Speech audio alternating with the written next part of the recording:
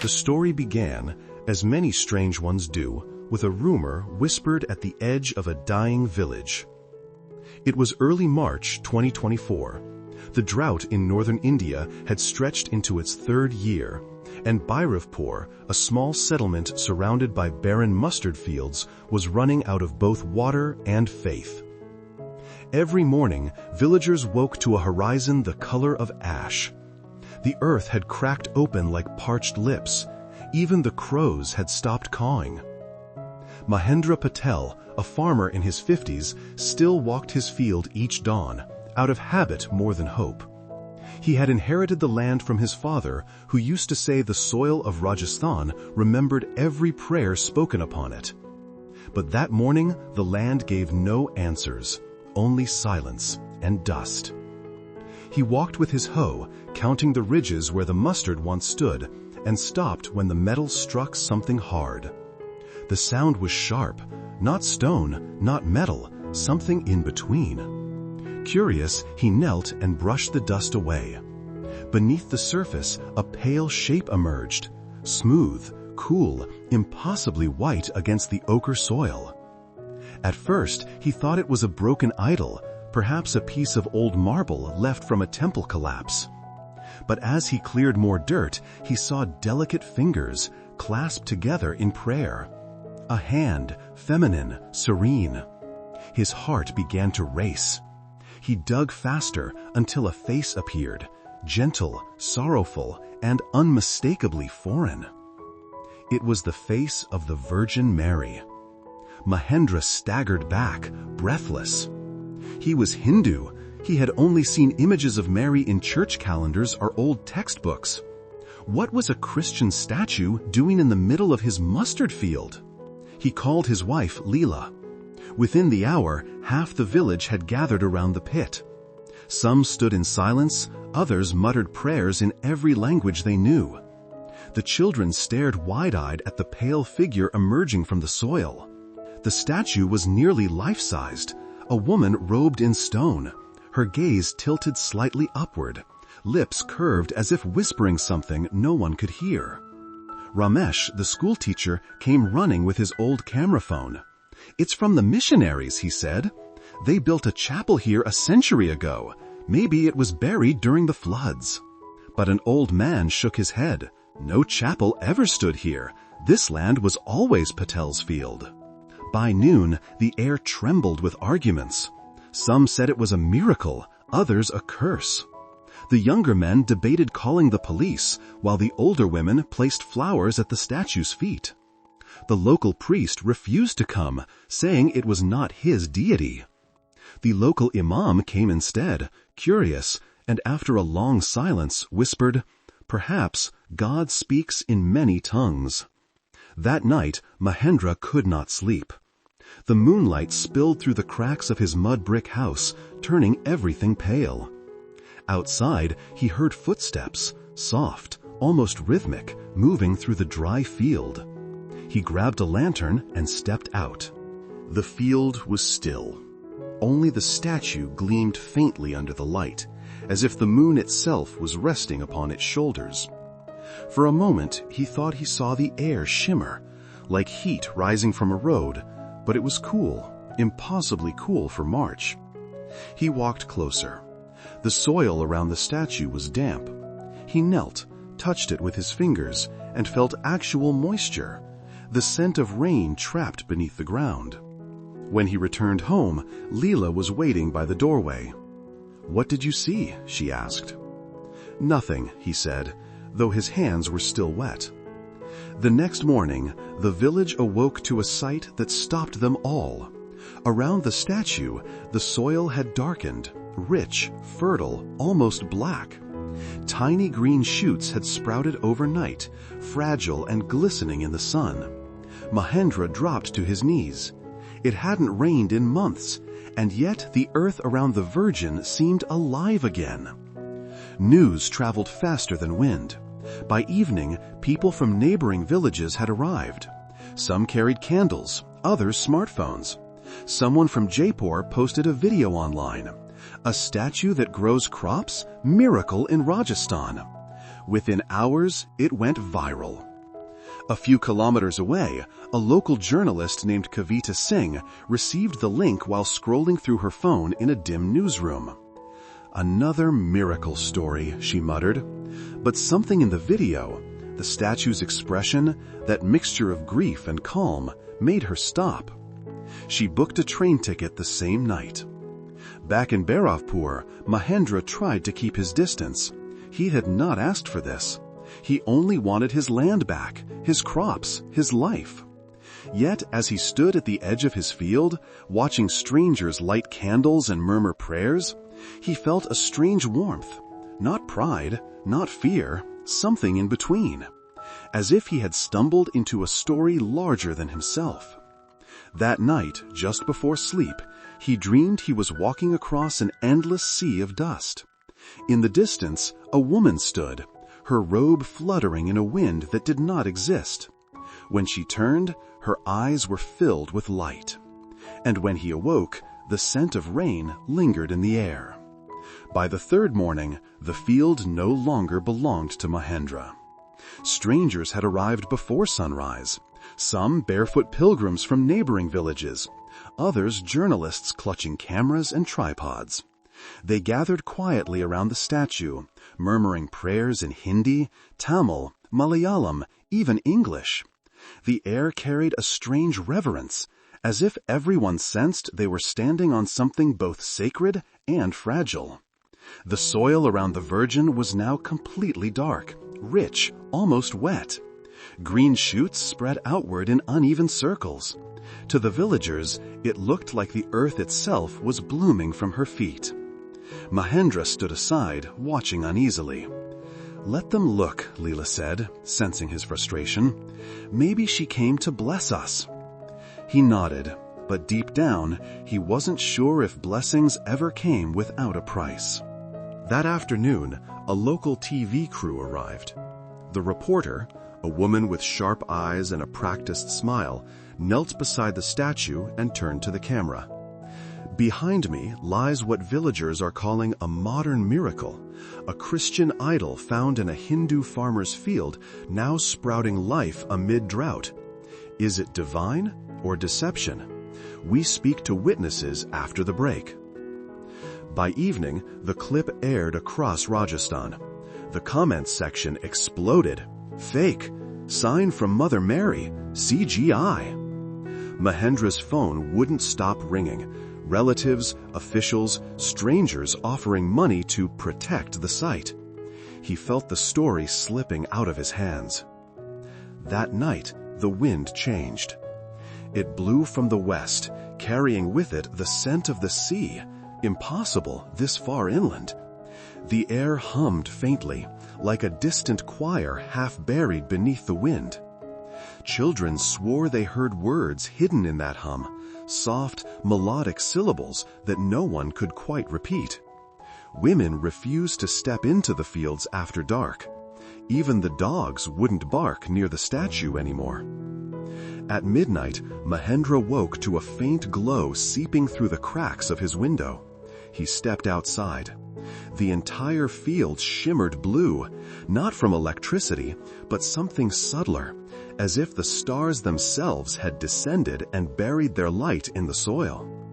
He called out to Leela. She joined him silently, clutching her shawl. For a moment, they both heard it.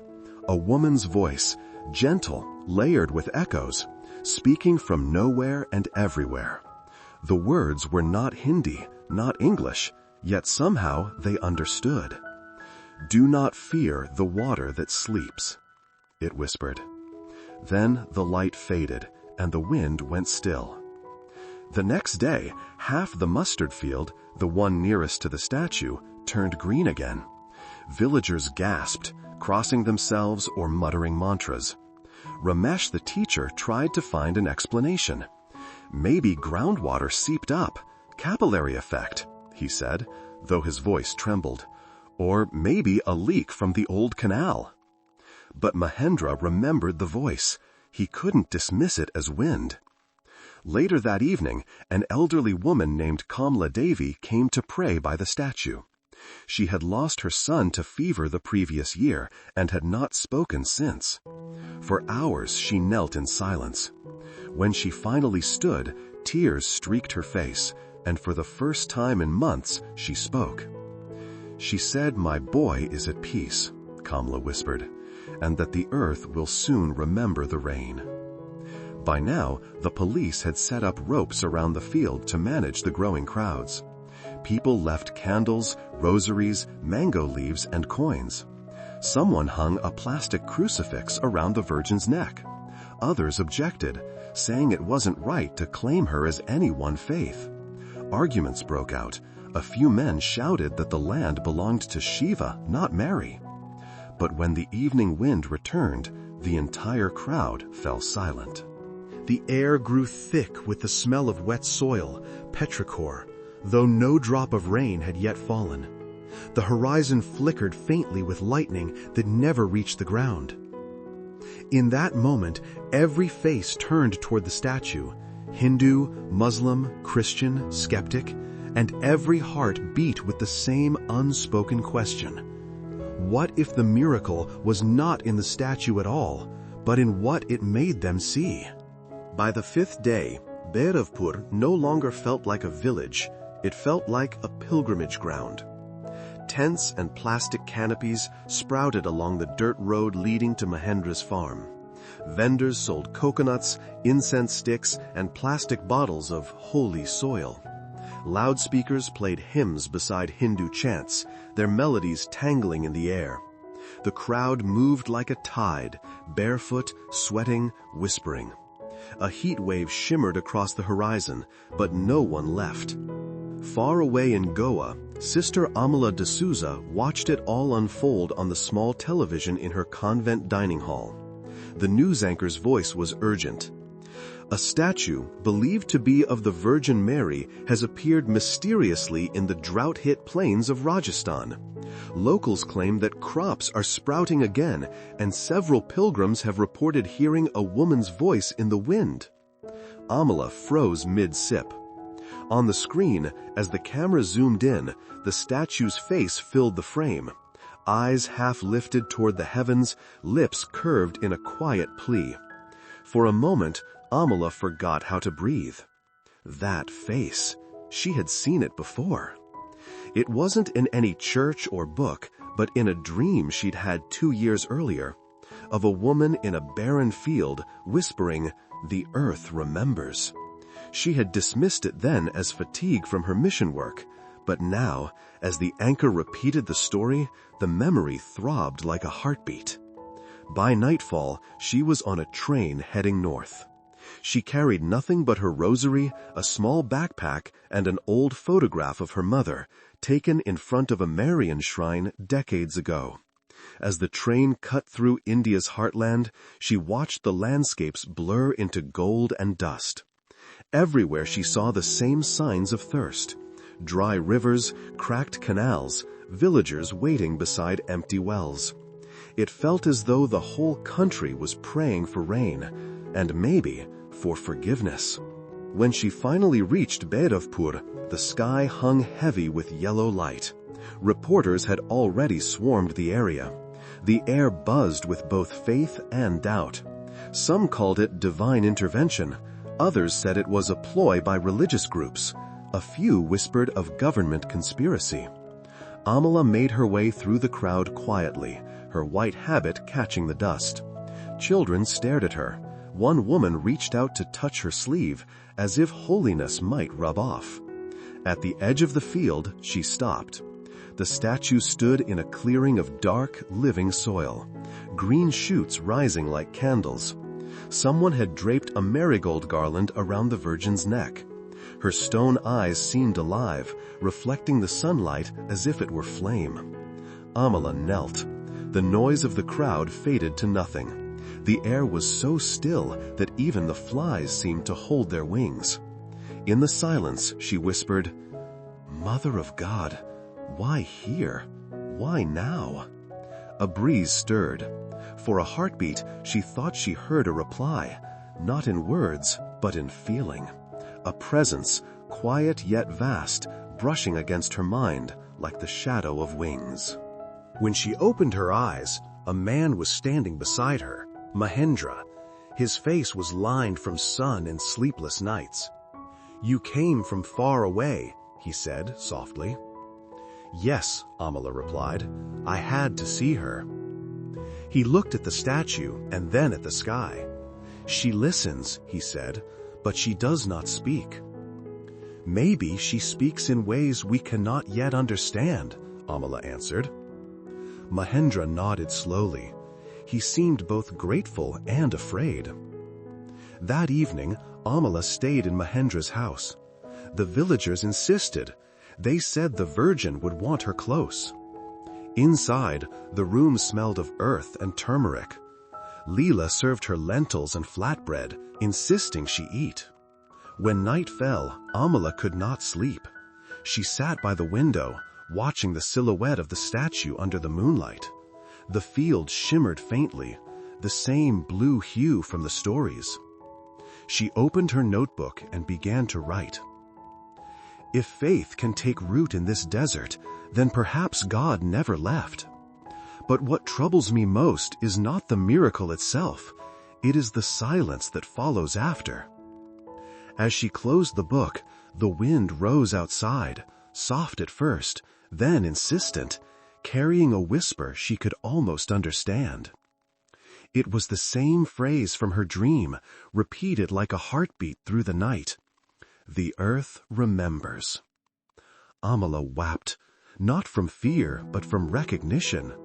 Somewhere in that whisper, she felt both a warning and a calling. And far out in the field, unseen by any eye, the soil trembled, as though something beneath it had begun to breathe. The story had become national news by the time Arjun Mehta boarded the early train from Delhi. Every screen in the station flashed the same headline: "Miracle or Mass Hysteria. Virgin Statue Revives Dead Land in Rajasthan." Arjun rolled his eyes and sipped burnt coffee. He worked for The Metro Voice, a sharp-edged digital paper known for chasing sensationalism under the mask of skepticism. He was good at it, dissecting miracles, exposing fake healers, debunking viral myths. He loved logic, not faith. But he also knew that faith got clicks. "This'll be a one-day job," he told his editor. "I'll find the trick, take the photos, publish by Monday." Yet something in the anchor's voice, that quiet awe when she said, "The earth remembers," lingered in his mind. He didn't know why. Maybe he just hated unanswered questions. The train cut through the desert like a silver blade. By the time he reached Bhairavpur, the sun was sinking into a haze of gold dust. He stepped onto the platform and was immediately swallowed by noise, chanting, bells, camera flashes, the scent of sweat and incense. It didn't feel like a hoax. It felt like hunger, spiritual, desperate, collective. At the field, police ropes barely held the crowd back. Vendors shouted, "Miracle soil, 10 rupees a handful." Reporters elbowed for position. In the center of it all stood the statue, serene, white, untouched by dust despite the chaos around it. Arjun pushed through. His camera clicked. Snap, snap, snap. He crouched, touching the soil. It was moist, not wet like irrigation. It felt alive, pulsing faintly beneath his fingertips. "Groundwater," he muttered. "There's always a logical reason." Then a soft voice answered behind him. "Faith often begins where reason runs dry." He turned. A woman stood there, dressed in white, face calm but marked by exhaustion. Her eyes held a gentleness that disarmed him. "Sister Amala," someone whispered nearby. Arjun straightened. "You're part of this?" "I'm only here to listen," she said, "and to see if what people call a miracle might actually be a message." He raised an eyebrow. "A message from whom?" She smiled faintly. "Perhaps from the one who made the rain." Arjun exhaled sharply, half amused. "Or from the one who built an underground pipe." But Amala didn't argue. She only looked past him, toward the horizon, where clouds flickered with silent lightning. Sometimes, she said, truth doesn't come to prove faith wrong. It comes to make it harder. That night he stayed at the small roadside inn. One room, one fan, no signal. From his window, he could see faint blue light shimmering over the field. He told himself it was reflection from the media floodlights. Yet he couldn't shake the feeling that the light pulsed in rhythm with something unseen. He replayed the videos he had recorded earlier.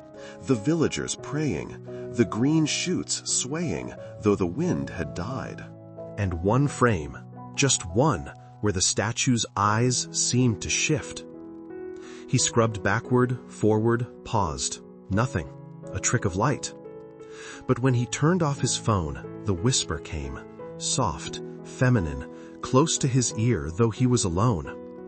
Do not fear the water that sleeps. He froze. The fan above him creaked. Outside, a distant rumble of thunder rolled across the sky. He tried to rationalize. Sound from the speakers, his own imagination, fatigue.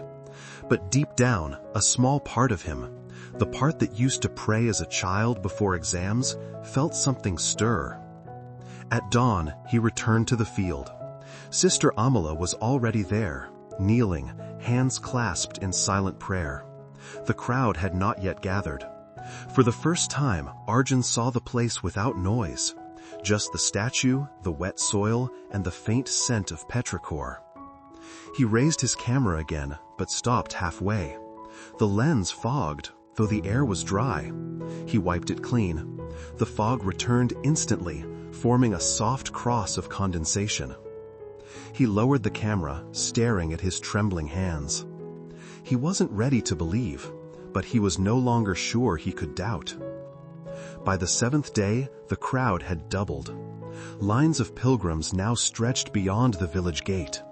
Journalists camped under makeshift tarps, drones buzzed overhead, and the air throbbed with the low hum of prayer and argument. Bhairavpur, once a forgotten dot on the map, had become the country's newest obsession. The miracle, if it was one, was no longer a private wonder. It was spectacle. Mahendra watched from his doorstep, weary. They come with candles, he muttered, and leave with litter. Leela, beside him, sighed. Maybe faith needs a place to rest, even if it's messy. That afternoon, a woman arrived carrying a child in her arms, thin, feverish, motionless. Her name was Rekha, and her son, Nilesh, had been sick for weeks with a lung infection the nearest hospital couldn't treat. She had seen the news on her neighbor's phone. If the Virgin can bring rain, she said, her voice trembling, maybe she can breathe for my boy. Police tried to hold her back, but the crowd parted on its own, as if some silent current moved them aside. Sister Amala, standing near the statue, saw her coming and stepped forward. Let her through, she said softly. Let the child come. Rekha knelt before the statue, clutching her son's frail body. The air was still, heavy with dust and anticipation. Arjun, camera in hand, crouched nearby, recording every second. The woman whispered a prayer, part Hindi, part broken English, her words tangled with sobs. Mother, if you remember rain, remember my child too. For a heartbeat, nothing happened. Then, a drop of water fell, just one, landing on the child's forehead. Everyone looked up. The sky was cloudless. Another drop followed, and another, until a faint drizzle began to fall only over the circle of dark soil. The rest of the village remained dry. The child stirred. His small chest rose, then fell, then rose again. He coughed, once, twice, and opened his eyes. Rekha screamed, half joy, half disbelief. The crowd erupted. People shouted, wept, knelt, held their hands toward the sky. Police pushed forward to control the surge, but it was too late. The field had become a storm of faith. Sister Amala stood still, tears streaking her face. Even Arjun, who had been filming, lowered his camera slowly. The drizzle soaked his hair, cold and impossibly sweet. He looked at the playback on his screen. There was no visible cloud, no trick, no external source of water. And yet, in the frame, faint lines of light seemed to ripple from the statue's hands, threads of white weaving through the falling drops. He swallowed hard. That's impossible. Amala turned to him. Then perhaps it's real. By evening, the news had broken across every network. Miracle child revived in Rajasthan. Statue of Virgin Mary sparks renewed faith. Government to investigate supernatural claims amid mass gatherings. Officials arrived the next day. Police, health officers, a representative from the local diocese. They fenced off the field, citing safety concerns. But faith is not easily fenced. Thousands pressed against the barriers, chanting prayers from every tradition imaginable. Rekha held her son, now sleeping peacefully, while reporters surrounded her. "Do you believe it was a miracle?" one asked. She smiled weakly. "I don't know what word you use for mercy," she said, "but I saw it." That night, Bhairavpur glowed like a sea of candles. Pilgrims refused to leave. The drizzle returned, faint, constant, like a heartbeat echoing through the soil. The air smelled of wet stone and jasmine. Arjun sat beside Sister Amala at the edge of the cordoned field. Neither spoke for a long time. Finally, he said quietly, "If this is real, if this really happened, what does it mean?" Amala looked toward the statue, gleaming under moonlight, face calm as ever. "It means," she said, "that we've been heard, but I don't yet know by whom." She turned her gaze upward, toward the distant clouds forming at last along the horizon. For the first time in months, lightning flashed, soft, harmless, like a promise. In her notebook that night, she wrote, "Faith spreads like rain. It falls where it will, not always where we ask. But when it touches the barren, even reason begins to bloom." And as the village slept, the statue stood silent, its stone lips glistening with dew. Those who passed near swore they heard faint breathing, as if the Virgin herself was alive, inhaling the prayers of a nation. The miracle did not Bhairavpur. It divided it. Within a week, the village that had once shared drought and despair was split down the middle, between those who saw salvation and those who saw a threat. Officials arrived with trucks, loudspeakers, and warnings. Yellow tape was stretched around the field. Soldiers stood guard as if protecting a crime scene. The government's statement was cautious. Until scientific verification is complete, citizens are advised not to gather or engage in religious rituals on agricultural property. But words did little. The faithful still came, some crawling, some singing, others simply kneeling in the dust. The field had become a wound, raw and open, and everyone wanted to touch it. Mahendra's home sat just 50 meters from the cordon. He had stopped farming entirely. His land was now the nation's shrine and his burden. "They worship her," he told Leela bitterly, "but they trample my crops doing it." Leela only sighed. Maybe the land was always hers to begin with. The air itself seemed restless, charged with tension. The drizzle that once blessed the soil had vanished, leaving behind only humidity and unease. At night, the villagers heard strange noises from the field. A low hum, sometimes a woman's cry, sometimes something that sounded like a heartbeat under the ground. Sister Amala tried to calm both sides. She spoke gently to the crowds, urging peace. The Virgin came to heal, not to divide, she said. But her words reached no one. The faithful saw her as their voice. The skeptics accused her of orchestrating hysteria. When reporters cornered her one afternoon, microphones flashing, she faced them quietly. "Do you believe this is a miracle, sister?" one asked. Amala paused. "I believe," she said softly, "that something holy is happening. Whether it is from heaven or from the earth itself, that I do not yet know." The clip went viral. Within hours, politicians, priests, and pundits filled the airwaves, arguing, condemning, claiming ownership of the miracle. The Church must investigate. This is an insult to Hindu heritage. It's a hoax, a trick of groundwater and lighting. Faith had become theater, and the Virgin, silent as ever, was its unwilling actor. Arjun stayed, unable to leave. He told his editor he needed more footage, but the truth was simpler. He felt bound to the place, caught between the logic he had built his career on and the mystery he could no longer deny. Each night, he returned to the field's edge to film the statue. He noted how her expression seemed to change with the light. Sorrow at dusk, compassion by dawn. Sometimes, when the wind rose, her robe seemed to flutter, though she was carved in stone. He didn't believe in magic, but he was starting to believe in presence, something vast and quiet that lived between breaths. Then, one evening, violence came. A group of men from a neighboring district arrived shouting slogans, demanding the statue be removed. "This is not our God," they cried. "This is invasion in the name of faith." The crowd answered back with chants and hymns. Words turned to shoves, then stones. Mahendra tried to intervene, shouting that this was his land, his people, but no one listened.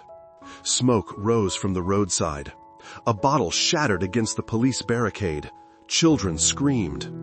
Sister Amala stood before the statue, arms wide, shouting for calm. The air thickened, a wind rising out of nowhere, twisting through the field with a strange electric scent. The sky darkened abruptly, as if dusk had fallen hours early. Thunder cracked. Rain began to fall, sudden, violent, cleansing. People scattered, screaming, laughing, crying all at once. In the chaos, lightning struck nearby, blinding white. When the light faded, the statue still stood, untouched. The ground around it steamed, blackened but alive. Arjun, drenched, stared through his camera lens, breath shaking. "She protected them," he whispered. Amala turned to him, soaked to the bone, her eyes alight with something between terror and awe. "No," she said, "she warned us." The next morning, the authorities sealed the field completely. Pilgrims were banned. The statue, they said, would be moved for scientific study. But when they tried to lift it, the ground refused. The machinery strained, gears grinding, yet the marble would not budge, as if the earth itself clung to her feet. The foreman, pale and trembling, stepped back. "It's like she's rooted here," he said. Amala crossed herself. "No," she whispered, "she has chosen to stay." That night, the wind returned, carrying once again that impossible voice, soft, distant, everywhere. "The water that sleeps will wake." And deep beneath the soil, something stirred, slow, rhythmic, patient as prayer. The night before the flood, the air felt wrong. It was thick, swollen with heat in silence. Even the insects had stopped chirping. The field stood dark behind its barricade, the statue glimmering faintly beneath a restless moon. Arjun, sitting in his jeep with the camera on his lap, felt something press against his chest, like waiting for a scream that hadn't yet arrived. At 2:14 a.m., the first thunder rolled. A long, distant rumble, heavy as grief. By dawn, the rain had begun. It came not as a drizzle or storm, but as a curtain, a solid wall of water falling from an invisible sky. Within hours, Bhairavpur became unrecognizable. Dirt roads turned to rivers, roofs caved under the deluge. The air was filled with the sound of rushing water and panic. The villagers ran for higher ground, clutching their children, their gods, their lives. Mahendra shouted orders, trying to herd the cattle uphill. Leela slipped on the mud, clutching his arm. "It's the Virgin's tears," someone cried. "She's mourning." Others shouted back, "No, she's angry." By noon, the floodwaters had swallowed the fields. The cordon disappeared.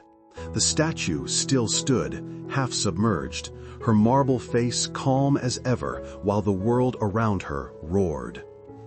Arjun filmed from a rooftop, rain stinging his eyes. "It's not just a storm," he whispered into his recorder. "It's like the land itself is purging."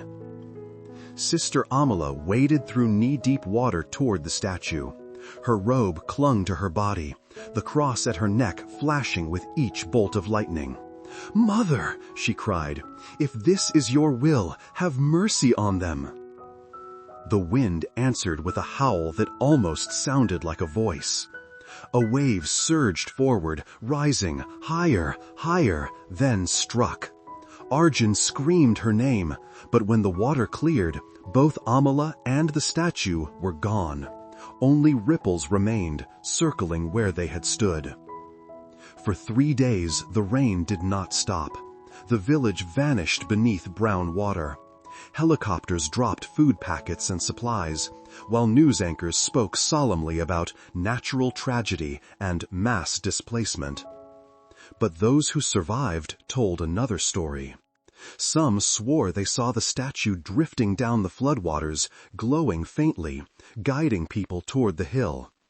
Others claimed a woman in white had appeared at night, touching the foreheads of the dying and whispering words that turned their breath steady again. The army denied such tales, but Arjun couldn't. He had footage, shaky, blurred by rain, but real. A pale figure standing on the water for a single frame before lightning washed the image away. He never sent it to the network.